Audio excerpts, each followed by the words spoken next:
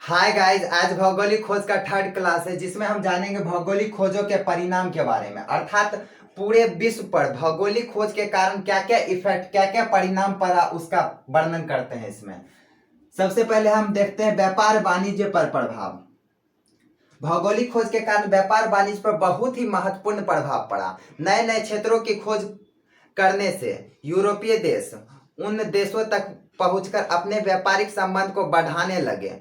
और व्यापारिक संबंध बढ़ाने में कुछ यूरोप के देश बहुत ही ज्यादा आगे बढ़ गए थे, जिसमें पहला था पुर्तगाल,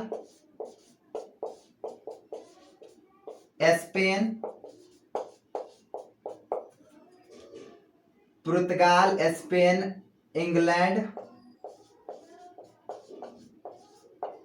उसके बाद फ्रांस।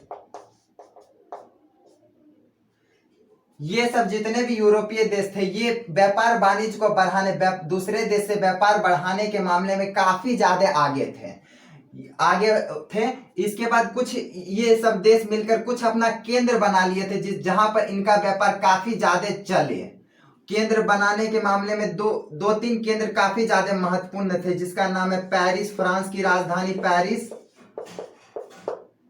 पेरिस हो गया, लंदन हो गया इत्यादि। बहुत सारे ऐसे केंद्र थे जहां से यूरोपीय व्यापारी का व्यापार काफी ज्यादा अच्छे से चल रहा था। यूरोपीय देश का व्यापार दूसरे देशों से व्यापार बढ़ाने का सिर्फ एक रीजन बहुत ही ज्यादा महत्वपूर्ण था।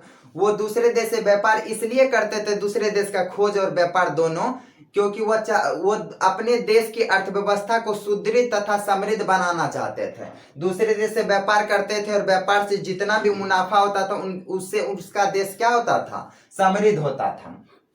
धीरे धीरे व्यापार वाणिज्य बढ़ते ही चला गया, लेकिन व्यापार वाणिज्य बढ़ने के कारण काफी ज्यादा कठिनाइयों का सामना भी करना पड़ा, जिसमें मुद्रा बहुत ही महत्वपूर्ण था। पहले के जमाने में जब ये चल रहा था भौगोलिक खोज, उस समय जितना व्यापार वाणिज्य बढ़ गया था, जिसके कारण क्या हुआ, उस समय वस्तु विनिमय प्रणाली चलता था। एक वस्तु दीजिए तो दूसरे वस्तु लीजिए, ऐसे व्यापार होता था। लेकिन जितना व्यापार बढ़ गया था, जिसके कारण बहुत सारे आधुनिक व्यापार शाखा का आविष्कार हुआ, जिसमें कुछ व्यापार शाखा महत्वपूर्ण थे, जिसका नाम है हुंडी, ऋण पत्र,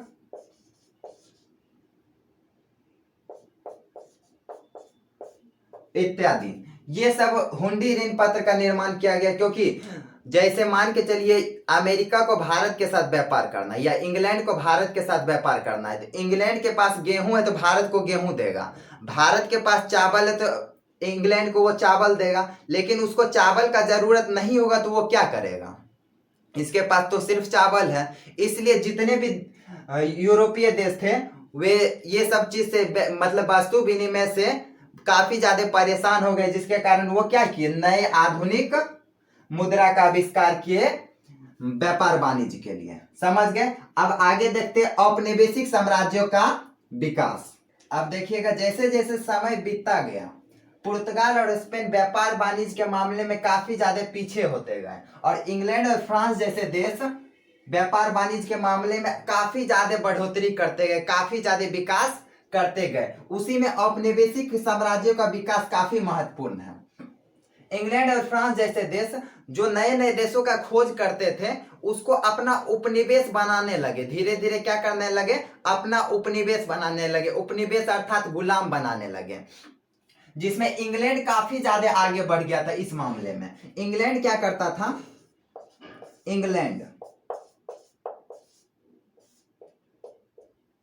इंग्लैंड दूसरे दूसरे जैसे जैसे वो नए देशों का खोज करता था या नए देशों का जो खोज हो चुका था, उसको अपने साम्राज्य में मिलाने की कोशिश कर रहा था। जैसे जो भी नए नए देश का खोज करता था, वहां उसको अपने साम्राज्य में मिलाकर उसके साथ व्यापार और भी ज्यादा बढ़ाना चाहता था। अपने उपनिवेश में मिला, अपने साम्राज्य में मिलाने से उसको काफी ज्यादा फायदा था। जैसे इसको कोई भी इंग्लैंड का कोई भी फैक्ट्री रहेगा, उसको फैक्ट्री में कच्चे माल का जरूरत होगा, तो वो दूसरे औपनिवेशिक साम्राज्य वाले देश से एकदम कम दाम में, मनमाने दाम में उससे खरीद सकता था। अपने फैक्ट्री में जो वस्तु बना है इंग्लैंड का वो दूसरे देश में जाकर मनमाने दाम पर बेच सकता था अपने औपनिवेशिक देश में। इससे काफी ज्यादा इंग्लैंड को फायदा था। और इंग्लैंड यहीं तक नहीं रुका, बड़े बड़े देशों को भी अपना उपनिवेश बना लिया। अमेरिका और भारत जैसे देशों को भी इंग्लैंड क्या किया, अपना उपनिवेश बना लिया। अपना वस्तु वहां मनमाने दाम पर बेचता था और वहां से कच्चे माल मनमाने एकदम सस्ते कीमत में लेकर अपने देश चला जाता था। जो औपनिवेशिक साम्राज्य भौगोलिक खोज का एक नकारात्मक परिणाम था। अब आगे देखते हैं ईसाई धर्म और पश्चिमी सभ्यता का विकास। यूरोप में मुख्यतः रूप से ईसाई धर्म को माना जाता है, लेकिन धर्म युद्ध के दौरान यूरोपियनों की हार हो गई, जिसके कारण ईसाई धर्म का प्रचार प्रसार पूरे विश्व में धीमा पड़ गया, रुक गया। जिसके कारण यूरोपीय देश जितने भी नए देशों का खोज करते थे वहां ईसाई धर्म का जोर शोर से प्रचार प्रसार करते थे, लोगों में को प्रेरित करते थे कि वो भी ईसाई धर्म अपना लें। लेकिन यहाँ तक तो ठीक था, लेकिन बाद में आगे चलकर कमजोर तबके के लोगों को धन का लालच देकर जबरन उनका धर्मांतरण कराना चालू हो गया यूरोपीय देशों के द्वारा। सबको बोला जाता था कि आप ईसाई धर्म को ग्रहण कर लें, जिसके कारण क्या हुआ, ये एक नकारात्मक परिणाम निकला भौगोलिक खोजों का। और पश्चिमी सभ्यता का प्रसार, अर्थात यूरोप में पश्चिमी सभ्यता का प्रसार है, इसलिए जितने भी नए नए देशों का खोज किया जाता था उसमें भी यूरोपियनों के द्वारा, यूरोपीय देश के द्वारा सबको यूरोपियन संस्कृति, सभ्यता, कल्चर, धर्म सब अपनाने को उसको फोर्स किया जाता था, उसको बोला जाता था, जो एक नकारात्मक परिणाम निकला भौगोलिक खोज का। अब देखते हैं अगला, दास व्यापार का विकास। अब देखिएगा, दास व्यापार भी भौगोलिक खोज का ही एक प्रमुख परिणाम था। दास व्यापार के अंतर्गत यूरोपीय देशों द्वारा खोजे गए नए नए देशों से लोगों को पकड़ पकड़ कर यूरोप के बाजार में लाया जाता था और उन्हें बेचा जाता था, जिसका एक प्रमुख केंद्र था जिसका नाम है लिस्बन, पुर्तगाल की राजधानी। यहाँ पर लोगों की खरीद बिक्री होती थी। लेकिन शुरू में जो दास व्यापार के द्वारा लोगों को लाया जाता था उनसे व्यक्तिगत रूप से काम कराया जाता था, सामान्य काम। लेकिन आगे चलकर उनसे बड़े बड़े काम करवाए जाने लगे, जैसे जंगल काटना, खेती, सड़क बनवाना,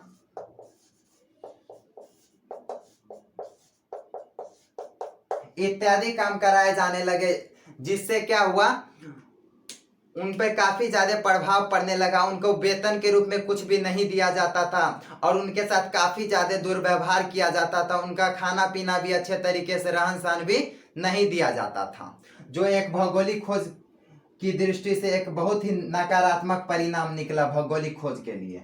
अब देखिएगा अगला है भ्रांतियों का अंत एवं भौगोलिक ज्ञान में वृद्धि। अब देखिएगा, भ्रांतियां मतलब होता है अंधविश्वास। हम आपको पहले क्लास में ही बताए थे कि मध्यकाल के लोगों का मानना था कि पृथ्वी क्या है, चपटी है।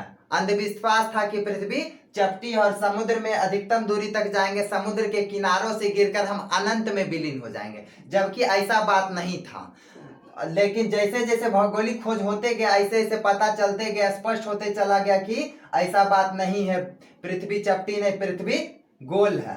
और समुद्र में अधिकतम दूरी, कितना भी दूरी पर चल जाएंगे कुछ भी हम अनंत में नहीं गिरेंगे, क्योंकि दुनिया के जितने भी समुद्र महासागर एक दूसरे से जुड़े हुए। तो इस प्रकार सबका भ्रांतियां, सबका अंधविश्वास क्या हो गया, टूट गया, सब अंधविश्वास खत्म हो गया। और भौगोलिक ज्ञान में, मतलब भौगोलिक ज्ञान में धीरे धीरे क्या होते चला गया, वृद्धि होते चला गया। सबको पता चल गया कि पृथ्वी गोल है और समुद्र में कितना भी दूरी तक चल जाएंगे तो पृथ्वी के किनारों से गिरकर अनंत में विलीन नहीं होंगे। दुनिया के जितने भी समुद्र महासागर हैं वो सभी एक दूसरे से जुड़े हुए हैं।